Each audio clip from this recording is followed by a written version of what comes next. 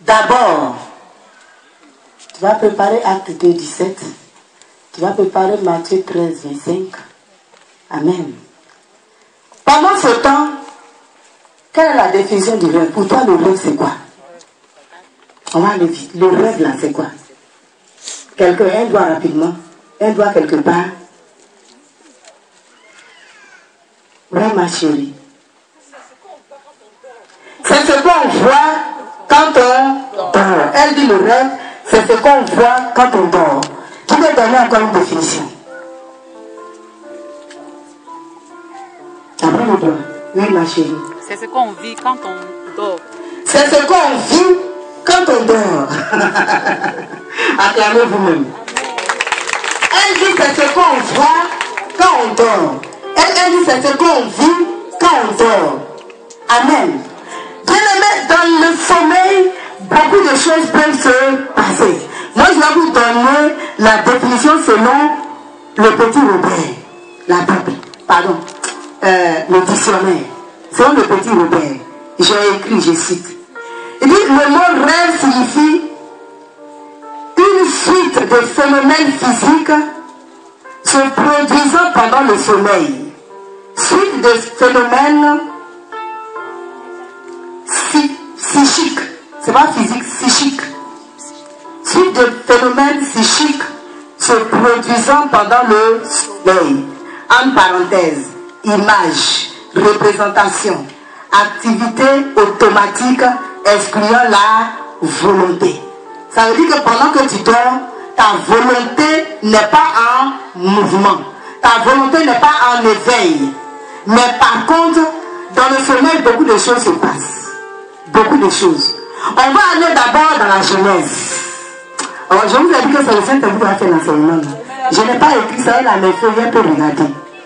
Dans le livre de la Genèse, quand Dieu a créé Adam, à son image et à sa ressemblance, Dieu a créé toutes choses. Et Dieu a vu que ce n'était pas suffisant pour que Adam soit heureux. Dieu a dit, je vais lui faire une compagne.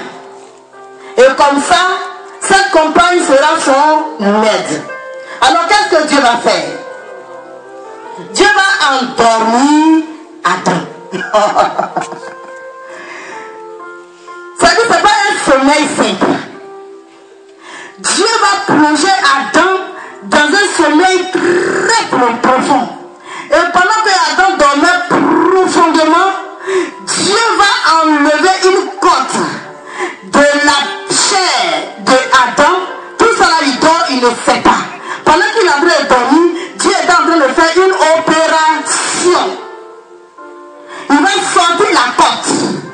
Et avec cette côte, il va travailler pour que Adam soit heureux. Amen. Avant de continuer, s'il vous plaît, le rêve, le mot rêve, on peut le classer dans deux gros mots. Le premier mot, c'est pas ce qui nous intéresse, mais on va parler un peu de ça. Au fait, le rêve peut être une action prophétique. Action prophétique. Tout comme Joseph. Je crois que c'est Genèse 37, non? Regarde ma fille. Voilà. Genèse 40, verset 8. À partir de Genèse 40, verset 8, Joseph va faire beaucoup de rêves. Deux grands rêves qui vont expliquer sa destinée. Le premier rêve, il dit, bon, j'ai vu qu'on était en train de lier des gerbes. Et pendant qu'on liait des gerbes, ma gerbe s'est dressée et mes deux gerbes se sont prosternés autour de ma gerbe. Et en même temps, les frères ont interprété. Ils ont eu une interprétation. Dis finis le camp. Donc, ils vont que nous t'adorons. On adore qui, bien-aimé? On adore un roi. C'est que Joseph était fait, il était né pour régner, pour être un roi. Mais un roi peut régner partout. Dieu n'a pas voulu qu'il soit roi dans sa contrée. Mais quelque part d'autre, Dieu a grandi Joseph. Et il dit le deuxième rêve, j'ai vu le soleil se prosterner devant moi. La lune se prosterner devant moi, plus les étoiles. En même temps, Le père a vu l'interprétation. Fais-moi le camp.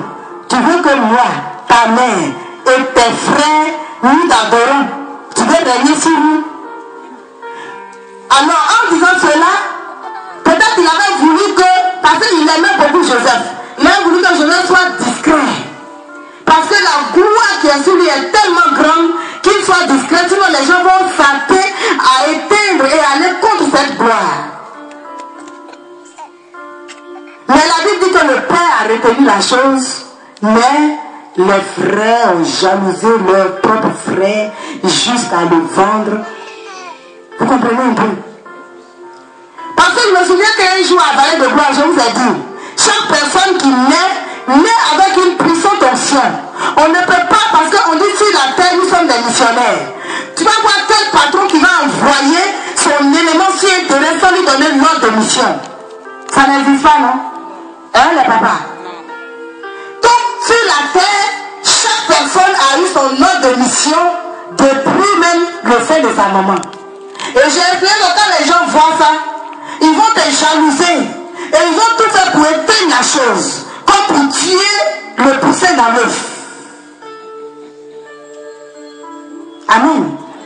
Donc là, c'était permis par Dieu pour expliquer la destinée de Joseph au petit Joseph. Donc le rêve peut être une prophétie.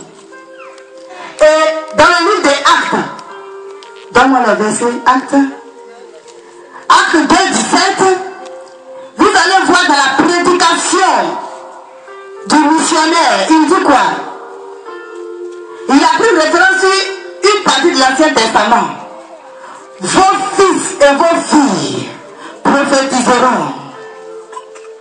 Et vos vieillards auront des songes. Ça veut dire que quand Dieu permet que tu puisses faire un rêve glorieux, on appelle ça songe. Et dans le songe, Dieu peut te dire ce qu'il veut faire. Soit dans le pays, soit dans ta famille.